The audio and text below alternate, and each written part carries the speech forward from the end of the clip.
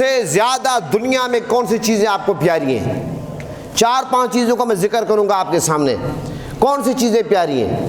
ایک، سب سے پہلے آپ کو اپنی جان پیاری ہے. جان پیاری نہیں پیاری؟ دوسرے نمبر پہ آپ کو اپنی اولاد پیاری نہیں پیاری؟ تیسرے نمبر پہ آپ کو اپنے والد پیارا نہیں پیارا؟ چوتھے نمبر پہ آپ کو اپنا ملک پیارا نہیں پیارا، وطن جو ہوتا ہے؟ 5ویں نمبر آپ کو اپنی یعنی کہ اولاد سے پیار ہوتا نہیں ہوتا، اور یعنی کہ مال اور دولت سے؟ سیدنا صدیق اکبر رضی اللہ عنہ نے، صرف میں 5 چیزوں کا ذکر کر رہا ہوں، سیدنا صدیق اکبر رضی اللہ عنہ نے اس کے علاوہ بے شمار چیزیں حضور پر قربان کر دی ہیں. سب سے پہلے آپ جان کی بات لیں. جب مسلمانوں کی تعداد 38 یا 39 تھی، آپ نے حضور کی بارگاہ میں عرض کیا، یا رسول اللہ مجھے اجازت دیں میں اسلام کی تبلیغ کروں، واعظ و نصیحت کروں. میرے آقا نے فرمایا، ابو بکر ابھی تک مسلمانوں کی تعداد تھوڑی ہے. لیکن سیدنا صدیق اکبر نے جب اصرار کیا، میرے آقا نے اجازت عطا فرما دی. آپ نے جب خطاب فرمایا اور مخالفین نے، دشمنوں نے، کفار نے، مشرکین نے آپ پر تابڑتوڑ حملے کیے، آپ کو زخمی کر دیا، اور اس قدر زخمی کر دیا کہ جو آپ کے خاندان کے لوگ تھے وہ یہ سمجھے کہ سیدنا صدیق اکبر نہیں بچیں گے، اور ان لوگوں نے یہ سوچا کہ ہم بدلا دیں گے، سوچا. لیکن جب سیدنا صدیق اکبر ہوش میں آتے ہیں، اب والد کا نہیں پوچھتے، ماں کا نہیں پوچھتے، بھائی کا نہیں پوچھتے، کھانا نہیں مانگتے، پانی نہیں مانگتے، کسی کا نہیں پوچھتے، رشتہ دار کا. سیدنا صدیق اکبر جب پہلے بے ہوش تھے اور ہوش میں آتے ہیں، کیا پوچھتے ہیں؟ میرے آقا کا کیا حال ہے؟ یہ مجھے آپ یہ بتائیں، اپنی جان سے زیادہ محبت حضور سے ہے یا نہیں ہے؟ اور پھر آپ یہ دیکھیں والد کا معاملہ بڑا حساس ہوتا ہے. آپ کے والد گرامی کا نام تھا ابو قحافہ. اسلام قبول کرنے سے پہلے آپ کے والد گرامی نے حضور کے بارے میں کوئی بات کر دی. جب بات کر دی، سیدنا صدیق اکبر نے تھپڑ ماری والد کے منہ پہ. شور مچ گیا کہ سیدنا صدیق اکبر نے اپنے والد کو تھپڑ مار دی. اتنی بڑی بے ادبی، گستاخی. اور جب یہ معاملہ حضور کی بارگاہ میں گیا تو اس موقع پر سیدنا صدیق اکبر نے حضور کی بارگاہ میں عرض کیا، یا رسول اللہ، میرے والد نے مجھے آج تک جو بھی تکلیفیں دی میں نے برداشت کیا. یا رسول اللہ، آپ کے بارے میں برداشت نہیں کر سکتا. یا رسول اللہ، آپ کے بارے میں برداشت نہیں کر سکتا. مجھے آپ یہ بتائیں، وہ جو حضور کی حدیث ہے، جان مال اولاد سے زیادہ پیار حضور سے کرنا ہے، سیدنا صدیق اکبر نے کیا یا نہیں کیا؟ اس کے بعد آپ دیکھیں، آپ کا بیٹا عبد الرحمن اسلام قبول کرنے سے پہلے جنگ بدر میں سیدنا صدیق اکبر کس کے ساتھ ہے؟ حضور کے ساتھ ہے. آپ کا بیٹا عبد الرحمن کس کے ساتھ ہے؟ ابو جہل کے ساتھ ہے، اس کمپنی کے ساتھ. لیکن جب بعد میں حضرت عبد الرحمن مسلمان ہوئے کہ عرض کرنے لگے، ابا جان آپ میری تلوار کے نیچے آئے تھے، لیکن میں نے آپ کو باپ سمجھ کے چھوڑ دیا. سیدنا صدیق اکبر کا جواب سنے، بیٹا آپ اگر میری تلوار کے نیچے آتے میں آپ کو نہ چھوڑتا، اس لیے کہ آپ حضور کے دشمن تھے. اولاد کی کوئی پرواہ نہیں کی. اور پھر آپ یہ دیکھیں مال کا معاملہ.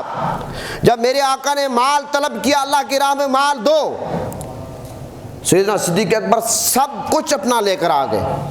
فاروق اعظم آدھا مال لے کر آئے. میرے آقا نے پوچھا، فاروق اعظم گھر میں کیا چھوڑ کر آئے ہو؟ عرض کہتے، یا رسول اللہ آدھا مال لے کر آیا ہوں، آدھا گھر میں چھوڑ کر آیا ہوں. جب سیدنا صدیق اکبر سے پوچھا، آپ نے عرض کیا، یا رسول اللہ گھر میں اللہ اور اس کا رسول چھوڑ کر آیا ہوں. یہ ہے عشق. آپ فنا فی الرسول تھے، آپ فنا فی اللہ تھے. سب کچھ میرے آقا پہ فنا کر دیا. یہاں تک سیدنا صدیق اکبر کے بارے میں آتا ہے، گھر میں سوئی بھی نہیں چھوڑی کہ حضور کا حکم ہے پھر میں گھر میں سوئی چھوڑوں. اور آخری بات، وطن اور مشکل گھڑی میں اپنی جان کو ہتھیلی پہ رکھا. ہجرت کی رات جب میرے آقا نے ہجرت فرمائی، آپ کو پتہ ہے مولا علی حضور کے بستر پہ ہیں، مولا علی حضور کے بستر پہ ہیں، اور میرے آقا ہجرت پہ جا رہے ہیں. سیدنا صدیق اکبر ساتھ ہیں. جب غار ثور میں پہنچتے ہیں تو سیدنا صدیق اکبر غار میں داخل ہوتے ہیں، غار کی صفائی کرتے ہیں، کپڑے پھاڑ پھاڑ کر اس میں رکھتے ہیں، سوراخوں کو بند کرتے ہیں. ایک سوراخ رہ گیا تو آپ نے اپنی ایڑی مبارک رکھ دی، اور میرے آقا حضور نبی کریم صلی اللہ علیہ وسلم کا سر مبارک آپ کی گود میں تھا. اور اس موقع پر سانپ نے ڈھس لیا آپ کو. سانپ کے بارے میں آتا ہے کہ سانپ بڑے انتظار میں تھا بڑے عرصے سے کہ میرے آقا غار میں کب تشریف لائیں گے، میں حضور کا دیدار کروں گا. اور ادھر سیدنا صدیق اکبر یہ کہاں برداشت کرتے تھے.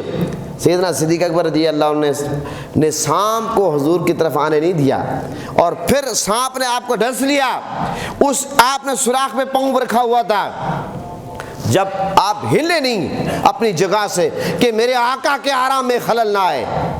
اور پھر کیا ہوا کہ جب میرے آقا نے دیکھا کہ سیدنا صدیق اکبر کے آنسو آ رہے ہیں، اور میرے آقا نے اس موقع پر اپنا لعاب لگایا، پوچھا کہ پتہ کہ سانپ ڈس لیا سانپ نے۔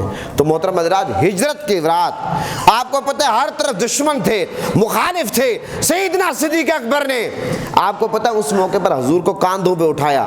آج بھی بڑے بڑے کڑیل جوان جو حج عمرے پہ جاتے ہیں غار ثور کو نیچے سے دیکھتے ہیں، اوپر جا کر نہیں دیکھتے، لیکن اللہ کے فضل و کرم سے ہم نے جا کر وہاں میلاد کیا، الحمدللہ الحمدللہ۔ اور بہت سارے لوگ جاتے بھی ہیں، اور بڑی تکلیفیں تکلیف کو لوگ تکلیف سمجھتے ہی نہیں ہیں۔ تو آپ جائیں ذرا غار ثور کو دیکھیں، اب تو رستے بن گئے، آپ کو رستے میں پانی ملتا ہے، جوسز ملتے ہیں، فروٹ ملتا ہے، اور لوگ ہیں۔ اور اس وقت سیدنا صدیق اکبر ہر طرف دشمن، خوف، اور رستہ بھی نہیں ہے، غار میں جا رہے ہیں، رات کا ٹائم ہے۔ تو سیدنا صدیق اکبر نے اپنی جان کو ہتھیلی پہ رکھا نہیں رکھا؟ تو پتہ کیا چلا، سیدنا صدیق اکبر نے جب حضور کی بات آئی، نہ اپنی جان کی پرواہ کی ہے، نہ اولاد کی پرواہ کی ہے، نہ والدین کی پرواہ کی ہے، نہ مال کی پرواہ کی ہے، نہ وطن کی پرواہ کی ہے، سب کچھ جس ہستی نے میرے آقا کے قدموں پہ نچھاور کر دیا، اس ہستی کا نام ابو بکر صدیق ہے۔ اور ہمارا عقیدہ ہے کہ آپ خلیفہ اول ہیں، اور انبیاء کے بعد افضل البشر بعد الانبیاء بتحقیق، انبیاء کے بعد افضل ترین ہستی کائنات میں سیدنا صدیق اکبر رضی اللہ عنہ۔ یہ اہل سنت کا متفقہ عقیدہ ہے، متفقہ عقیدہ ہے۔ تو آج کیونکہ 22 جمادی الثانی بدھ کو ہے، یہ جمادی الثانی کا مہینہ ہے، میں نے اس لیے سوچا کہ سیدنا صدیق اکبر رضی اللہ عنہ کے حوالے سے ایک بھرپور مضبوط خطاب ہونا چاہیے، اور مسئلہ آج میں بیان نہیں کروں گا کیونکہ ٹائم اوپر ہو گیا۔ اسی پہ اتفاق کرتا ہوں، پاکستان کا مطلب کیا؟